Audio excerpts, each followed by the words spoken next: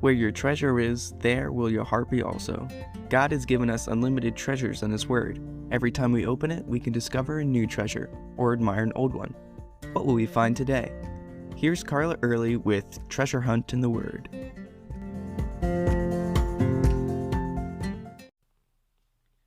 Yes, we live in Florida, but nowhere near the coast. Recently, my husband and I visited Oregon. Their coast is spectacularly different from Florida's flat coastline, as it's mostly cliffs.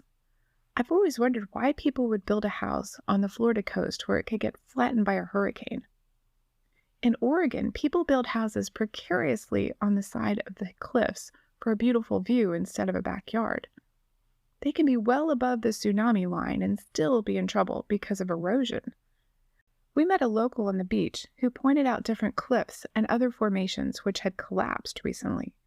Then he pointed out 3 houses built on a cliff. He said, "See that blue house and the other 2 up there? They're right across the street from my house. They'll probably be coming down in about 3 months or so." He said that so casually, like it happened all the time. I immediately asked, "Is your house in danger?" "Oh no, mine's built on the rock," he replied confidently. Then he went on to point out some other areas of interest. But isn't that what Jesus taught? A house built on the rock will stand firm. All others will fall. That's true physically and spiritually. Let's read what Jesus said about this in Matthew 7:24-27. "Therefore, whoever hears these sayings of mine and does them, I will liken him to a wise man who built his house on the rock. And the rain descended, and the floods came, and the winds blew and beat on that house, and it did not fall, for it was founded on the rock. But everyone who hears these sayings of mine and does not do them will be like a foolish man who built his house on the sand. And the rains descended, and the floods came, and the winds blew and beat on that house, and it fell, and great was its fall." One of these days, those 3 houses, built on the side of the cliff, will come tumbling down onto the beach.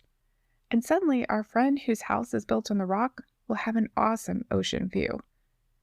It makes you wonder why people don't take erosion into account when building a house. After all, I'm sure we've all seen videos of houses sliding off cliffs in various places, all because they weren't built on a firm foundation. Why do people do this? Well, for the same reason that people build their lives on foundations that are not Christ. Perhaps they've been led to believe by people they trust that, say, money is a way to a secure life. So they've worked hard to accumulate money. They build on that. They feel secure.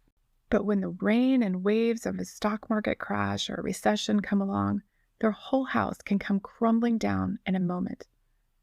Others fear being alone and think love and marriage will solve this for them, so they find a spouse and build their lives around that relationship, trying to find meaning and fulfillment there instead of in their relationship with the Lord.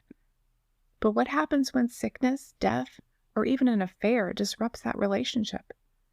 Then they fall apart because their life wasn't built on the right foundation.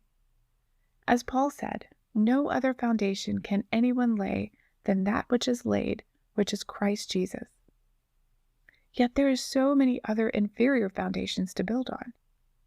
To check your house's foundation, you need a structural engineer to come and inspect it. Guess what? Jesus is also our structural engineer. The manual he's given us is the Bible. As we read it, he inspects our souls and shows us how to build our lives on his strong, solid foundation. What is he showing you about your foundation today? You can contact us at treasurehuntintheword@gmail.com. We'd love to hear the treasures God has given you through His Word. You can listen to other episodes at our website, which you can find in the description below. Thanks for listening, and remember, where your treasure is, there will your heart be also.